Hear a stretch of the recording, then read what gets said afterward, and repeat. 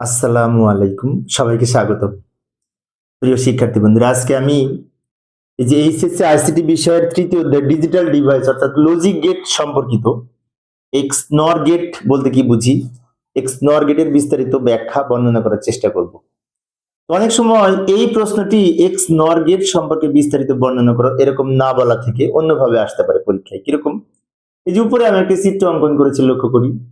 এখানে বলেছে এই একটা চিত্র, এটা কিন্তু এই এক্স অর এর সাথে নট যুক্ত হয়েছে, তার মানে কি এটা হচ্ছে এক্স নর গেট।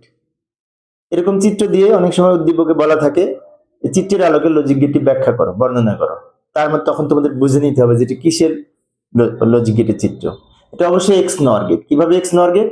এই যে এটুকু অর, তার সাথে নট যুক্ত হয়েছে। এখন যদি বলে এক্স নর গেট সম্পর্কে বিস্তারিত বর্ণনা করে, তাহলে কি কি লিখতে হবে, উত্তরটা কি কি করতে হবে, তাই না? প্রথমে আমরা লিখবো এক্স নর গেট বলতে কি বুঝি, তারপরে এক্স নর গেটের এই চিত্রটা আবার নতুন করে আঁকবো, আঁকার পরে এটা সমীকরণ লিখবো, তারপরে সত্যক সারণী অঙ্কন করব এবং সুইচিং সার্কিট অঙ্কন করব, আবার সবার শেষে ডিজিটাল সিগন্যাল অঙ্কন করে দেখাবো। এতগুলি বিষয় আমি ধাপে ধাপে অঙ্কন করে দেখানোর চেষ্টা করব। তো আলোচনায় আছি আমি মোহাম্মদ সিরাজুল ইসলাম। চলো শুরু করা যাক। এই যে প্রথমে আসি এক্স নর গেট বলতে কি বুঝি, একটু দ্রুত লিখে দিলাম সময় সেভ করার জন্য। এক্স নর এর পূর্ণরূপ হচ্ছে এক্সক্লুসিভ নর। এক্স নর এর পূর্ণরূপ হচ্ছে এক্সক্লুসিভ নর। যে লজিক গেটে বিজোড় সংখ্যক ইনপুট 1 হলে আউটপুট 0 হয়, যে লজিক গেটে বিজোড় সংখ্যক ইনপুট 1 হলে আউটপুট 0 হয়, তাকে এই এক্স নর গেট বলে। ভালো করে লক্ষ্য করি, বিজোড় সংখ্যক ইনপুটে 1 হলে আউটপুট 0 হবে, এটা হচ্ছে প্রধান বৈশিষ্ট্য। আচ্ছা আমি দেখাচ্ছি একটু চিত্র সহ। এই যে লক্ষ্য করি, এখানে আমি একটা চিত্র অঙ্কন করলাম এক্স নর গেটের সত্যক সারণী। এই সত্যক সারণীটা লক্ষ্য করলে দেখতে পাই এক্স অর এর উপরে নট, তার মানে এটা হচ্ছে এক্স নর গেটের সত্যক সারণী। এবং এই চিত্রে এই যে 0 আর 1, এখানে কিন্তু 1 বিজোড়, সেজন্য ফলাফল 0 হয়েছে। 1 আর 0 এখানেও কিন্তু 1 বিজোড়, তাই ফলাফল 0 হয়েছে। অর্থাৎ বিজোড় 1 যদি বিজোড় হয় তাহলে ফলাফল 0 হবে। এটা হচ্ছে এক্স নর গেটের প্রধান বৈশিষ্ট্য। আর 1 যদি বিজোড় হয় তাহলে আউটপুট 1 হবে, ওটা হচ্ছে এক্স অর এর বৈশিষ্ট্য। এই লজিক গেটের সংজ্ঞা আর একভাবে দেওয়া যায় সহজে, সেটি হচ্ছে এক্স অর এর সাথে নট যুক্ত করলে, এক্স অর এর সাথে নট যুক্ত করলে যে লজিক গেট পাওয়া যায় তাকে এক্স নর গেট বলে, তাই না?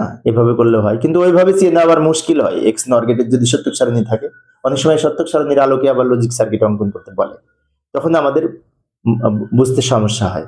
যদি আমরা এইভাবে সংজ্ঞাটা মুখস্থ করি যে এক্স অর এর বিপরীত বা এক্স অর এর সাথে নট যুক্ত করলে এক্স নর গেট হয়, এইভাবে না মুখস্থ করে আমাদের এইভাবে আমাদের শেখা ভালো। কিরকম লক্ষ্য করি, বিজোড় সংখ্যক ইনপুট 1 হলে আউটপুট 0, এটা হচ্ছে এক্স নর এর বৈশিষ্ট্য। এই যে হলুদ কালার দিয়ে লেখা আছে, এটা মেন। আচ্ছা, এবার এক্স নর গেটের সমীকরণ লিখবো, প্রতীক লিখবো। এ আর বি যদি দুটি ইনপুট হয়, তো এইটা হচ্ছে এক্স নর গেটের চিত্র। এবং এক্স নর গেটের চিত্র আমরা এই লজিক ফাংশনটি এইভাবে লিখবো।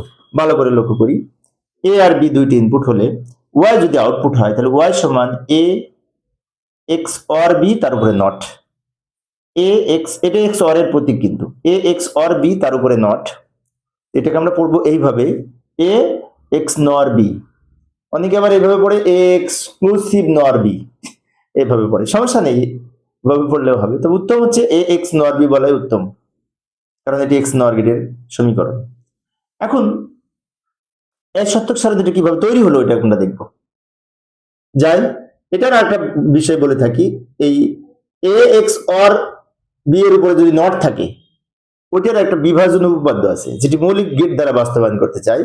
সেটা হচ্ছে এটার অথবা এটা, A B plus A not B not, এটা সূত্র কিন্তু এটা, অথবা এটা এক্স অর, আর ওই এক্স অর গেটকে যদি মৌলিক লজিক গেটের মাধ্যমে বাস্তবায়ন করতে চাই, তাহলে এটার মাধ্যমে লিখতে হবে।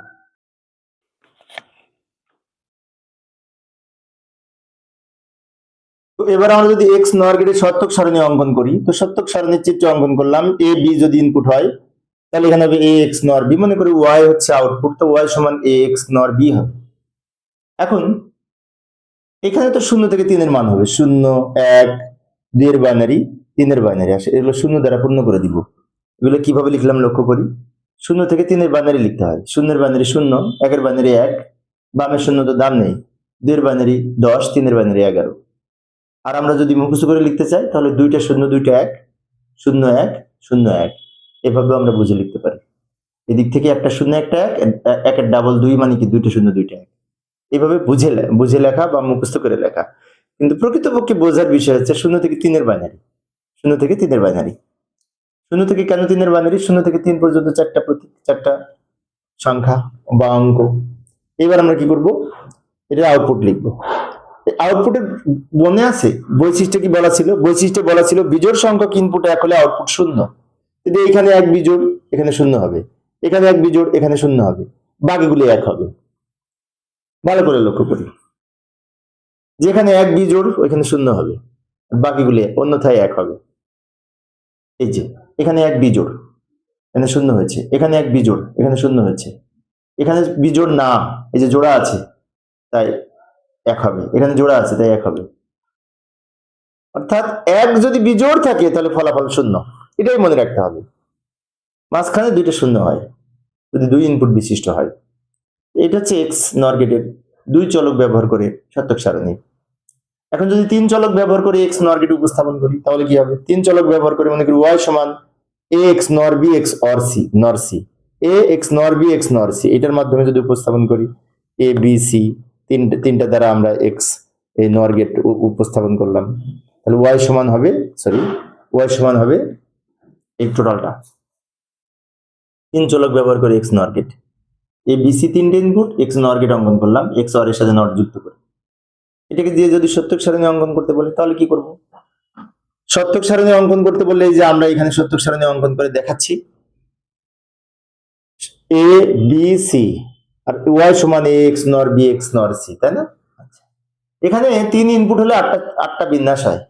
এই যে 1 2 3 4 5 6 7 8টা বিন্যাস হয়েছে, 3টে ইনপুট সেই জন্য। তাহলে 8টা বিন্যাস হলে 0 থেকে 7 পর্যন্ত 8টা প্রতীক, 0 থেকে 7 পর্যন্ত বাইনারি মান লিখব। যেমন 0-এর বাইনারি, 1-এর বাইনারি, 2-এর বাইনারি 10, 3-এর বাইনারি 11, 4-এর বাইনারি 100, 5-এর বাইনারি 101, 6-এর বাইনারি 110, 7-এর বাইনারি 111, বাকিগুলো আমরা 0 দ্বারা পূর্ণ করে দিব। এখন অনেক শিক্ষার্থীর মনে হতে পারে আমি তো 0 থেকে 7 পর্যন্ত বাইনারি মান না লিখেই পারি। কিভাবে পারি? অনেক শিক্ষার্থী মুখস্থ করে এইভাবে। এদিক থেকে যদি মনে করি 1, 1-এর দ্বিগুণ 2, 2-এর দ্বিগুণ 4, তো 1 মানে কি? একটা 0 একটা 1, একটা 0 একটা 1, একটা 0 একটা 1, একটা 0 একটা 1। 1-এর দ্বিগুণ 2 মানে কি? 2টা 0 2টা 1, 2টা 0 2টা 1। 2-এর দ্বিগুণ 4 মানে কি? 4টা 0 4টা 1। এবার আমরা এর আলোকে ওইখানে লিখবো আউটপুট। আউটপুটে কি বলেছিলাম? বিজোড় সংখ্যক ইনপুট 1 হলে আউটপুট 0, এটা তো বলেছিলাম। বিজোড় সংখ্যক ইনপুট 1 হলে আউটপুট যদি 0 হয়, তো লক্ষ্য করি এখানে এই যে এখানে একটা 1 আছে, তার বিজোড় 1 বিজোড় তাহলে 0 হবে, এখানে একটা 1 বিজোড় 0 হবে, এখানে জোড় 1 হবে, এখানে বিজোড় 0 হবে, এখানে জোড় 1 হবে, এখানে জোড় 1 হবে, এখানে 3টা 1 মানে কি? বিজোড়, সেজন্য 0 হবে। এক্স নরের বৈশিষ্ট্য হচ্ছে বিজোড় সংখ্যক ইনপুট 1 হলে আউটপুটে 1।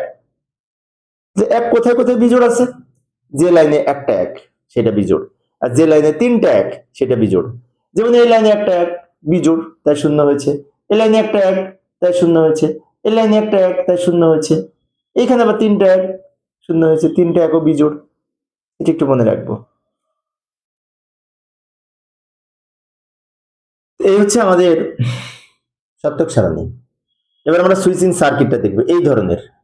এক্স নর গেটের সুইচিং সার্কিটটা এ বি 2টি ইনপুট, এইভাবে মূলত এটার সুইচিং সার্কিট আমরা অঙ্কন করলে হবে। যাই হোক, এটার ব্যাখ্যা আমি দিলে সময় সেভ করতে পারবো না, সেজন্য তোমরা এটার ব্যাখ্যা আমি পরবর্তীতে দেওয়ার চেষ্টা করব। আমি এই সুইচিং বিশেষ করে সার্কিটের আলোকে, এই এক্স নর গেটের আলোকে এখানে ডিজিটাল সিগন্যাল কিভাবে অঙ্কন করে ওইটা দেখাবো। মনে করি এ সমান এই একটা সংখ্যা দেওয়া আছে বাইনারি, বি সমান এই একটা সংখ্যা দেওয়া আছে বাইনারি, এই দুটাকে কম্বিনেশন করে এক্স নর এর মাধ্যমে এক্স এর একটা আউটপুট হবে। এক্স নর এর মাধ্যমে এক্স এর বা ওয়াই এর, যাই বলি না এখানে ওয়াই থাকলে ওয়াই দিতাম, এক্স এর একটা আউটপুট বের হবে এই দুটাকে এক্স নর ব্যবহার করে। তারপরে আমরা যে মানটা পাবো সেগুলো দিয়ে এই ডিজিটাল সিগন্যাল অঙ্কন করব। তো ডিজিটাল সিগন্যাল অঙ্কন করার জন্য আমরা এখানে এই এ এর মান লিখলাম, বি এর মান লিখলাম, আর এই দুটোকে কম্প্রোমাইজ করে আমরা এই এক্স এর মানটা পেলাম। এখন অনেক শিক্ষার্থীর মনে হতে পারে এ বি এর মান দেয়া আছে, তাই ওটা দেখে দেখে লিখলাম, ভালো কথা, কোনো প্রবলেম নাই। কিন্তু এক্স এর মানটা কিভাবে পেলাম? এক্স এর মান এক্স নর করে পেয়েছি। এক্স নরের কি বৈশিষ্ট্য মনে আছে? বিজোড় সংখ্যক ইনপুট 1 হলে আউটপুট 0। তাহলে এবার বুঝি, এই যে এখানে 1 এখানে 1, এখানে কিন্তু বিজোড় না, তাই 1 হয়েছে।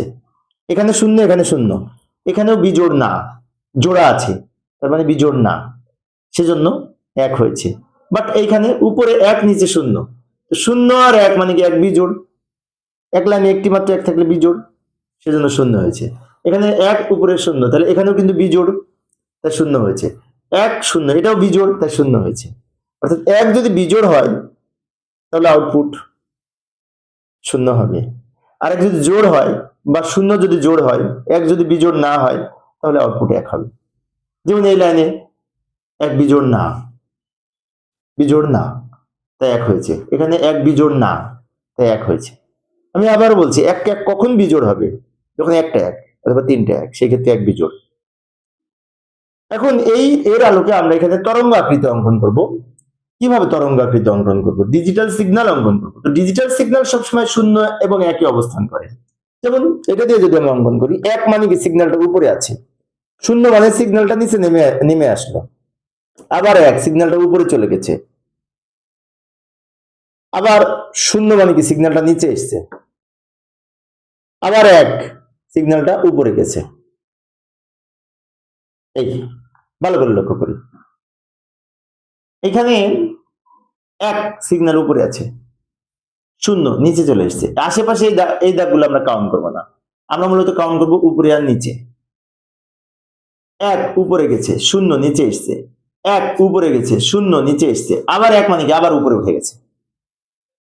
তারপরটা অঙ্কন করি, এই যে এটা দিই, 0 মানে কি নিচে, সিগন্যালটা নিচে ছিল, 1 আবার উপরে উঠে গেছে, তারপরে 2টা 0 মানে কি 2টা সিগন্যাল নিচে হবে,